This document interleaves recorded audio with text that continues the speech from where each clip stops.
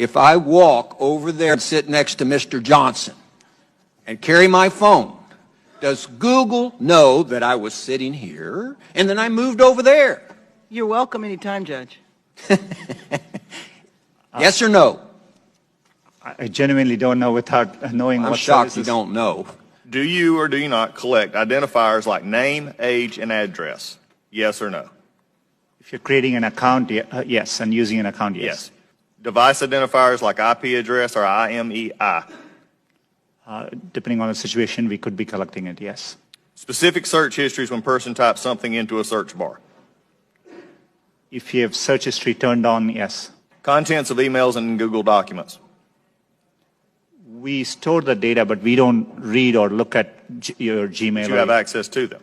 As a company, we have access to them, yes. So you could? Saying you don't or don't. I'm not asking do you or don't. I'm saying you could, though there is a possibility. We have clear established policies on how we would do that data. GPS signals, Wi-Fi signals, Bluetooth beacons? Would depend on the specifics, but there may be situations, yes. The GPS, yes. Yes, if you have And location. voice and conversations when using Google Voice products?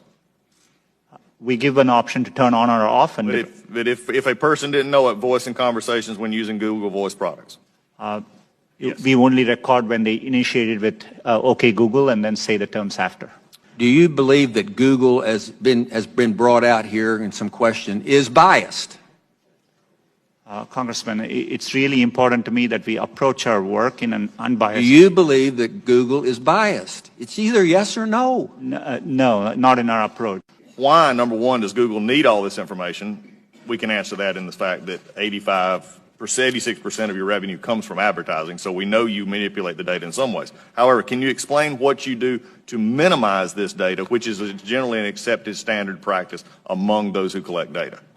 Our goal is, but we are providing, for example, if we are providing you a service like Gmail, which we have done for 15 years, that data, we need to store it for our users, so they expect us to.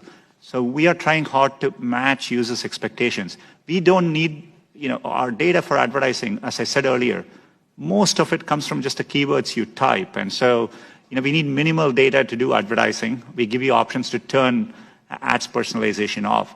We store most of the data we do today to help give users the experience they want, and that's what we're trying to do. How do you explain this apparent bias on Google's part against conservative points of view, against conservative policies? Is it just the algorithm, or is there more happening there? Congressman, I understand the frustration at seeing negative news, and I see it on me. On Google, there are times you can search on Google, and page after page there's negative news which we reflect. But what is important here is we use a robust methodology to reflect what is being said about any given topic at any particular time. And we try to do it objectively using a set of rubrics.